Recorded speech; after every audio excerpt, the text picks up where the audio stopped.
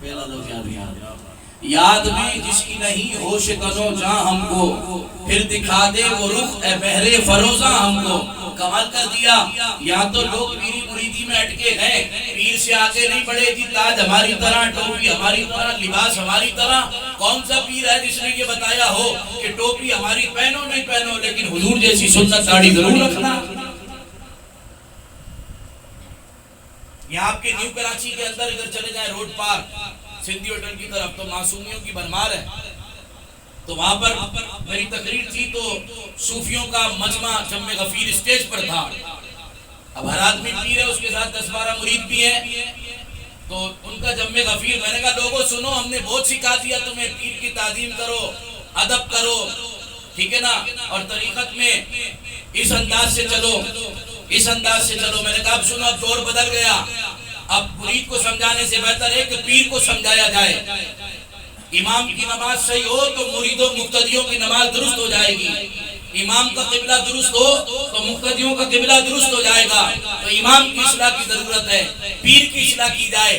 میں نے کہا ہمیں پیر وہ چاہیے جو یہ کہے کہ شجرے میں میرا نام آتا ہے تو وہ روز تلقین کرتا ہے شجرہ پڑھا کرو، کیونکہ روزانہ پیر مغاں کا نام آئے گا۔ ہم نے کہا پیر ایسا چاہیے جو کہے کہ شجرہ پڑھو نہیں پڑھو لیکن نماز ضرور پڑھنا۔ وہ کہا جی میری طرح ٹوپی پہنا کرو تاکہ پتہ چلے یہ 2 4 6 میرے ہی ہیں۔ تو ہم نے کہا وہ دور گیا، اب پیر وہ چاہیے جو بولے میری طرح ٹوپی پہنو نہیں پہنو لیکن رسول اللہ کی طرح سنت ضرور سجاؤ۔ مہینے میں پیر صاحب محفل کرتے تھی ماہانہ، وہ کہتے 29 دن شکل دکھاؤ نہیں دکھاؤ لیکن محفل میں ماہانہ میں ضرور آنا ہے، تاکہ پتہ چلے جو 4 مہمان باہر سے بلائیں وہ دیکھ لیں کہ 4 ہاتھ چھوٹنے والے بھی انہوں نے رکھے ہوئے ہیں۔ تو میں نے کہا سنو دوستو، اب ہمیں اس پیر کی ضرورت نہیں جو کہے ماہانہ محفل میں ضرور آؤ، ہمیں اس کی ضرورت ہے جو یہ کہے کہ شجرہ پڑھو نہیں پڑھو لیکن مصطفیٰ پہ درود ضرور پڑھنا۔ ہمارے پاس محفل میں آؤ نہیں آؤ لیکن نماز کے لیے ضرور جانا، ہمارے جیسے لباس پہنو نہ پہنو لیکن سنت رسول ضرور اپنانا۔ میں نے جو تقریر کی تو مولانا عباس علی قادری صاحب بھی تھے اس میں، تو خطاب کر کے میں ہٹا تو مجھ سے گلے ملے تو میرے کان میں کہنے لگے ارے آپ اتنا دبنگ بولتے ہیں صوفیوں میں۔ میں نے کہا کہ صوفی میرے گھر میں راشن پہنچاتے ہیں۔ تو یہ عشق کی بات جب تک گریبان چاک نہیں ہو۔ اب سنیے اعلیٰ حضرت کیا کہہ رہے ہیں، یاد میں جس کی نہیں ہوش تنو جا۔ اتنی دیوانگی احمد رضا عشق رسول میں کہ اپنے تن من کا ہوش ہی نہیں ہے۔ اور یہ ایک ہی خیال نہیں کہ آپ نے صرف شعر کی بندش کی ہو، یہ شاعر کے جو دل کی بات ہوتی ہے وہ زبان پر اترتی ہے۔ اور اعلیٰ حضرت پہلے بھی بتا چکے ہیں کہ جان و دل ہوش و خرد سب تو مدینے پہنچے، تم نہیں چلتے رضا سارا تو سامان گیا۔ احمد رضا کی تو پہلے ہی جان دل ہوش خرد سب مدینے میں ہی رہتے ہیں، تو آپ اس کے رسول میں ڈوبے ہوئے ہیں اور کہہ رہے ہیں یاد میں جس کی نہیں ہوش تنو جا ہم کو، یعنی جان اور تن کا ہوش ہی نہیں ہے احمد رضا کو۔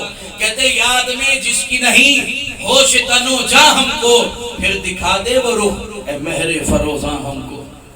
اور دیر سے آپ میں آنا نہیں ملتا ہے ہمیں، جہاں پکارو حضور مدد کو آتے ہیں۔ امتی جو کرے فریاد حال زار میں، ممکن نہیں کہ خیر بشر کو خبر نہ ہو۔ کہتے ہیں دیر میں آپ میں دیر سے آنا نہیں ملتا ہے ہمیں، کیا ہی خود رفتہ کیا اے جلوے جانا ہم کو۔ اور کہتے ہیں ادب دیکھیے مدینہ طیبہ کا، عادت کہتے ہیں کہ خوف ہے سما خراشی سگے طیبہ کا، خوف ہے سما خراشی سگے طیبہ کا، ورنہ کیا یاد نہیں نالو افغاں ہم کو۔ کہتے مدینے کی جدائی پر رونا احمد رضا جانتا ہے، مدینے سے دوری کی تڑپ جانتا ہے، جب مدینے سے لوٹے تو یہ بلک بلک کے رو سکتا ہے، لیکن مدینے کے کتوں کا ادب رونے نہیں دیتا۔ کہیں ایسا نہ ہو احمد رضا کی آواز اونچی ہو اور مدینے کے کتوں کے آرام میں خلل پڑ جائے کہ خوف ہے سما خراشی سگے طیبہ کا، ورنہ کیا یاد نہیں نالو افغاں ہم کو۔ اور پھر کہتے ہیں کمال کی بات، میرے ہر زخم جگر سے نکلتی ہے یہ صدا، میرے ہر زخم جگر سے یہ نکلتی ہے صدا، اے ملی ہے عربی کر دے نمکداں ہم کو۔ پورے کلام کا بہترین شعر کہتے اے ملی ہے عربی اے نمکین حسن والے آقا. اللہ نے یوسف علیہ السلام کو حسن صباحت دیا, میٹھا حسن, اور مصطفیٰ کو دیا حسن ملاحت, نمکین حسن. اور یہ نمک کی کیا بندش باندھی ہے احمد رضا نے.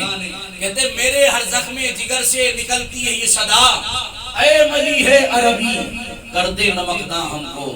یعنی نمک دانی بنا دے, نمک بھر دیں, نمک داں کر دیں. اب نمک دانی کے اندر نمک کیا کرتے ہیں؟ اتنی دیر تک میں بولا, کچھ تو آپ بولیے. کیا کرتے ہیں؟ اور اس سے کیا کرتے ہیں؟ چھڑکتے ہیں. تو چھڑکنا اور ہے اور بھرنا اور. چھڑکیں گے تو کتنا نکلے گا اور بھریں گے تو زیادہ. اب احمد رضا کا خیال دیکھیے, کہتے کہ میرے ہر زخم جگر سے نکلتی ہے یہ صدا, اے ملی ہے عربی کر دے نمک داں ہم کو.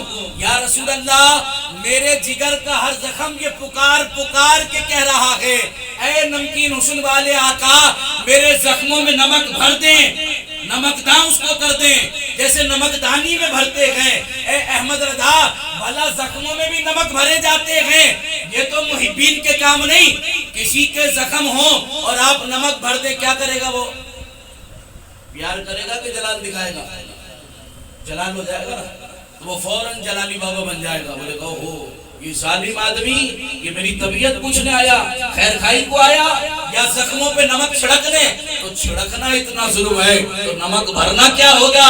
لیکن احمد رضا کی عظمت کے قربان, احمد رضا چاہتے ہی نہیں ہیں کہ یہ عشق مصطفیٰ کے زخم کبھی صحیح ہوں. احمد رضا تو یہ چاہتے ہیں آقا ان زخموں میں عشق مصطفیٰ کے نمک بھر دو تاکہ یہ اور ہرے ہو جائیں, اور جب جب ان سے آہ نکلے تو میں کہوں قربان یا رسول اللہ, فدا کے یا رسول اللہ, کہ جب جب یہ زخم ہرے ہوں مجھے آپ کی یاد آئے کہ یہ درد آپ کی یاد کا ہے, یہ زخم آپ کی یاد کا ہے, یہ آہ آپ کی یاد کی ہے, یہ تکلیف آپ کی یاد کی ہے.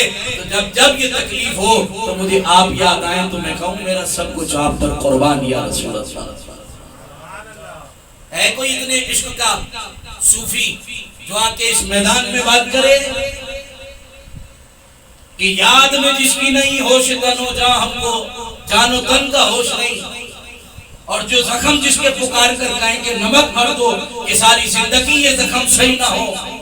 آگے سنیے اعلیٰ حضرت امام اہل سنت کہتے ہیں چاہ کے داما سے نہ تھک جائیو اے دست جنوں. بس آخری شعر, چاہ کے داما سے نہ تھک جائیو اے دست جنوں, پرزے کرنا ہے ابھی جیبوں کے رباں. میں نے کہا صوفیو تم پیر کی محبت میں دامن چاک کر کے سمجھتے ہو کمال کر لیا, اور ان ستاروں سے آگے جہاں اور بھی ہیں آقا کا عشق بھی ہے. فنا فی شیخ کے بعد فنا فی رسول کی منزل ہے. مرشد تھاما اسی لیے جاتا ہے کہ مصطفیٰ تک پہنچنا آسان ہو, تو احمد رضا پہنچے مصطفیٰ تک اور تو دیوانگی میں پیر کی کپڑے پھاڑتا رہا. احمد رضا کی دیوانگی دیکھ عشق رسول میں ہے. کہتے ہیں کہ چاہ کے داما سے نہ تھک جائیو اے دست جنون, اے میرے ہاتھ کے جنون عشق مصطفیٰ میں صرف دامن چاک کر کے بس نہ کرنا, ابھی جیب اور گریبان کی بھی دھجیاں کرنی ہیں, ابھی دیوانگی کا عالم اور باقی ہے, ابھی اپنے جیب اور گریبان تک ہاتھوں کو لے جا کر اسے بھی پردے کرنا ہے. میں نے کوئی بتائے تو صحیح کہ جو جیب و گریبان کی اور دامن کی دھجیاں عشق مصطفیٰ میں کرے. تم پیر کی محبت میں تو دیوانے تھے, وہ رسول کی محبت میں تو دیوانے. تم پیر کی محبت میں کپڑے پھاڑنے کی بات کرتے, وہ عشق مصطفیٰ میں کپڑے کی دھجیاں کر رہے ہیں. تم پیر کی محبت میں کہتے ہمیں ہوش نہیں, وہ کہتے رسول اللہ کی محبت نے ایسا گمایا ہے کہ ان کی یاد میں جس کی نہیں ہوش تن و جاں. ان سے بڑا صوفی بھی ہے کوئی؟ تو تصوف کی دنیا کی شاہکار ہیں احمد رضا.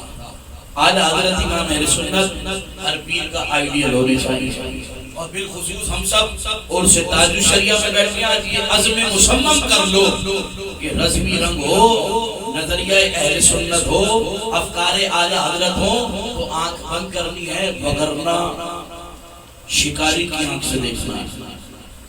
اور شکاری کی آنکھ سمجھتے ہیں آنکھیں تو دو ہوتی ہیں لیکن دیکھتا چاروں طرف سے ہے، کہیں سے شکار بچ نہ نکلے. تو ایسی نظر رکھنی ہے. جو عقیدہ اہل سنت پر نہ ہو وہ ہمارا پیر نہیں ہو سکتا ہے. اللہ کریم جل مجدہ اور تاج الشریعہ کا صدقہ ہمیں عشق رسول دے، ان کے علم سے حصہ عطا فرمائے، ان کی تقوی اور پرہیزگاری سے حصہ عطا فرمائے، اور ہمیں اللہ کریم دارین کی سعادت دے. رنگ رضا خانوادہ اعلیٰ حضرت کو اللہ کریم اور عروج و ترقیاں اور بلندیاں عطا فرمائے. ابھی تو میں صرف اعلیٰ حضرت و تاج الشریعہ کی بات ہو گئی، اگر حسن رضا بریلوی کے اشعار پر آ کر کلام کرنا شروع کروں نا تو فقیر اس سے زیادہ بول سکے گا. ان کے کلام میں عشق رسول اور کثرت کے ساتھ بھرا ہوا ہے، لیکن وقت کافی ہوا. اللہ کریم ہمیں ان بزرگوں کا صدقہ عشق رسول عطا فرمائے.